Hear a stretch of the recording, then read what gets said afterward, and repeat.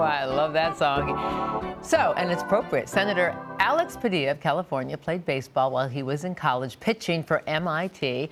After just one season, though, on the mound, he hung up his spikes, that is, until now. Tonight, Senator Padilla will make his pitching debut in the annual Congressional Baseball Game, and our Washington correspondent, Cassie Simeon, joins us now live from Washington. You swung by. How'd he do?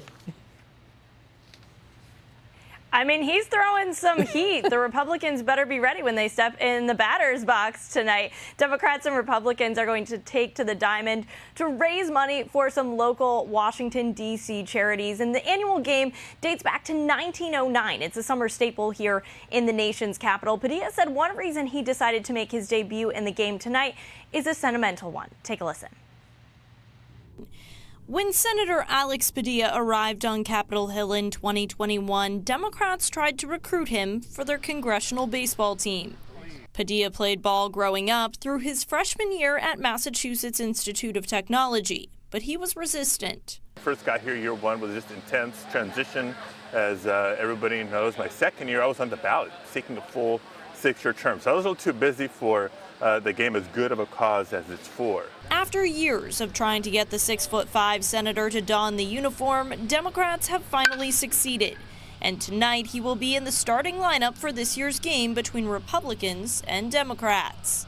We've been trying to get him to play for so many years, and now he's out, and we're just so happy and rooting for him playing on the mound or first base or whatever he plays. So he's a great senator and he's a great ball player. It's Padilla's big comeback, and the first time his sons will get to see him pitch. Oh, the pressure, the pressure. But Padilla has another reason he wanted to play in this year's game. This being his final year in the House of Representatives before he retires, it's our last chance to play on the team together. So here we are, trying to act like kids again. Padilla and Congressman Tony Cardenas have been friends for decades, and this game is a culmination of friendship and political careers that started in the late 90s. My first hire when I ran for office in 1996 was Alex Padilla. We grew up in the same neighborhood, went to the same elementary school, same high school. And so he's up here, I'm up here, he's in the Senate, I'm in the House, but this is the first time we're going to play together in this fun game. And I can tell he's having a good time. Padilla and Cardenas even went back to their alma mater, San Fernando High School, for a little practice recently.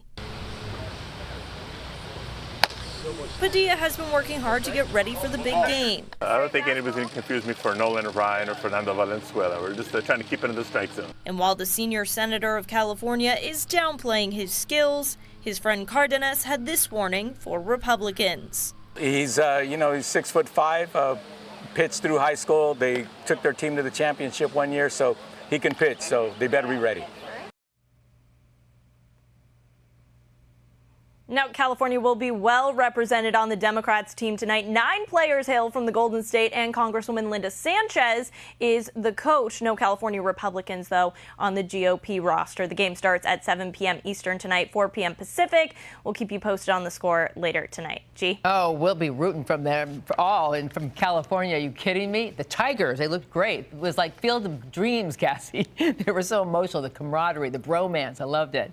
And good to have some lighter news come out of Washington. Listen, I do want to ask you, though, about the House Republicans voting today, holding Attorney General Merrick Garland in contempt of Congress. Democrats say this has just been political theater and that the Republicans may not have the votes. What are you hearing?